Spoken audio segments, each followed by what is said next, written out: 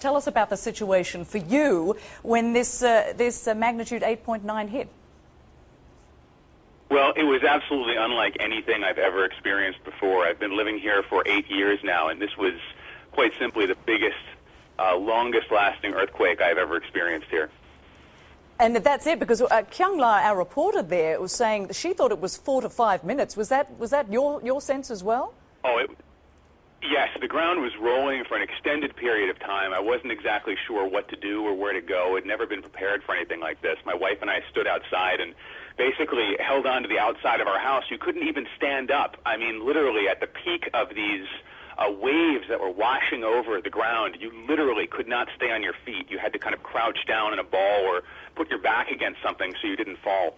And that's exactly what we did for the length of the duration of it, which I would say was about probably a minute to 2 minutes. It felt like a lot longer than that, let me tell you. Indeed. And are you saying that you live there, or that you're actually traveling there?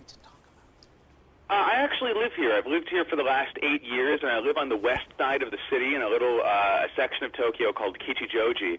And yes, there are earthquakes from time to time, but we have never, ever felt anything on the magnitude, the literal magnitude of what we experience today. And that's exactly the story we hear. Now, Matt, as we are talking, we are looking at this extraordinary wave, another tsunami wave, moving toward the Japanese coast. And where are you located? Are you away from any threat of tsunami coming ashore? Yes, we're very fortunate to be located quite far inland. Of course, there's some rivers and streams around here, but those aren't being affected by the tsunami. We're kind of, I would say, a good 10 to 15 miles away from the coastline, so we don't have to really worry about that where we are. But with the footage that we're seeing, the video that we're seeing on the television screens is just, it's absolutely, it's heart-wrenching, actually, because you know that probably a lot of those people did not have a chance to evacuate before the wave hit, even though they were telling people, you need to get away from the shorelines, you need to get away from the water. Just watching this wave hit and cars and buildings and houses being swept away in it, I think we're going to see a significant number of casualties, especially up in the northern part of the country where the quake was epicentered. And as you mentioned, you've been there for a number of years. I do have to apologize because someone was actually talking in my ear when you mentioned the number of years that you've been there. How long did you say you'd been there?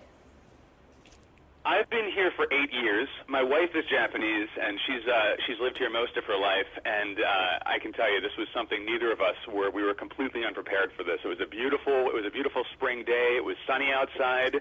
I had just come home from a little errand to the grocery store, and all of a sudden, bam! It just hit, and you could tell this was different instantly from other little tremors that we've had before. I mean, it just picked up in intensity. It ramped up.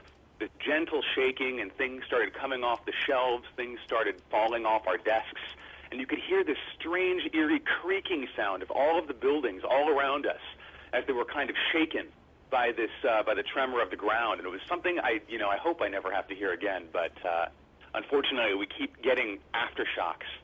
We've had 3 or 4 so far, and there's probably going to be other ones as well. And the reality is, I mean, living in Japan, this is something that you're very used to. But as you say, and of course as people who've lived there all their lives, they know when this is different, and this felt very different. It absolutely did. I think this is going to be a tremor to remember, so to speak, and I think people are going to be talking about this for a long time to come, because really, Tokyo hasn't seen anything like this in decades.